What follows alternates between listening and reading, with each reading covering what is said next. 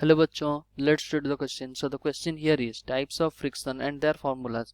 What are the characteristics of kinetic friction. Okay, तो kinetic friction के लिए कौन कौन सा कैरेक्टरिस्टिक्स है वो पूछा है. So the key concept of question here is,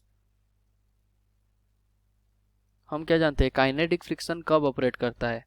जैसे कि मान लो हमारे पास एक मास है, बॉडी है एक मास m का. ओके, और वो उसके ऊपर हम कुछ फोर्स F लगा रहे हैं. ये अगर मूव करेगा तो काइनेटिक फ्रिक्शन ऑपरेट होना चालू होगा. तो हमारा जो फोर्स ऑफ फ्रिक्शन किधर की तरफ जनरेट होगा, पीछे की तरफ जनरेट होगा, एफ के. तो हम यहाँ इक्वेशन क्या लिख पाएंगे, F minus of F K equals to M into A. Okay, ये हम काइनेटिक फ्रिक्शन जब ऑपरेट हो रहा है उसका फोर्स ऑफ इक्वेशन लिखे हैं. तो जैसे कि हम यहाँ बोल दिए हैं कि काइनेटिक फ्रिक्शन कब जनरेट होता है, when there is the relative motion between the object. When there is relative motion of object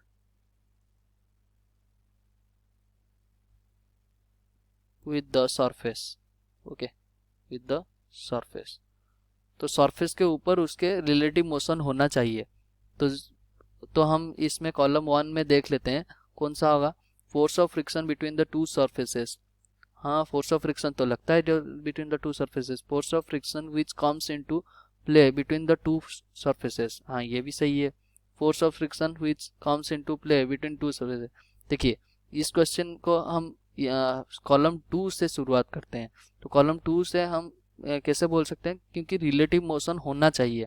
when there is some relative motion between them. okay, ये one can be statement correct. okay, तो one होना चाहिए. तो किस में one है, तो C option में one है. ओके, 2 में सेकंड में देख लेते हैं. when there is no relative motion.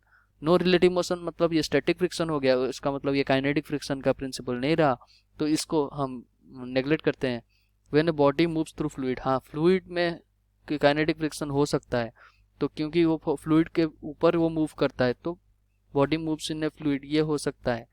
इसको देखते हैं 1 और 3. ओके, और वाइल 1 इज रोलिंग, ये रोलिंग फ्रिक्शन का कंडीशन हो गया, इसको छोड़ देते हैं. 1 और 3 कंडीशन हमारा किस किस में है, B C D. Okay, B हम यहाँ से कॉलम 3 से हमें पता है कि हमारा काइनेटिक फ्रिक्शन का वैल्यू क्या होता है. एफ के हम जब लिखते हैं, हम क्या लिखते हैं, न्यू के इंटू एन. ओके, न्यू के हो गया कोफिशिएंट ऑफ काइनेटिक फ्रिक्शन. तो हमारा न्यू के कौन सा, एम का वैल्यू हो गया. तो उसका मतलब जिसमें एम है वो होगा, उसका मतलब 1 और एन, 1 और एम, ये कंडीशन सेटिस्फाई कर रहा है. ये तो न्यू आर इंटू एन, ये तो रिलेटिव मोशन का हो गया, और न्यू एस ये तो स्टैटिक फ्रिक्शन का हो गया. Sorry, F R rolling motion का हो गया, और एफ एस ये स्टैटिक फ्रिक्शन का हो गया.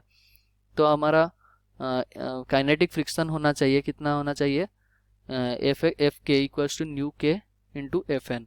तो ये हमारा काइनेटिक फ्रिक्शन का फॉर्मूला हो गया. और ये किसके साथ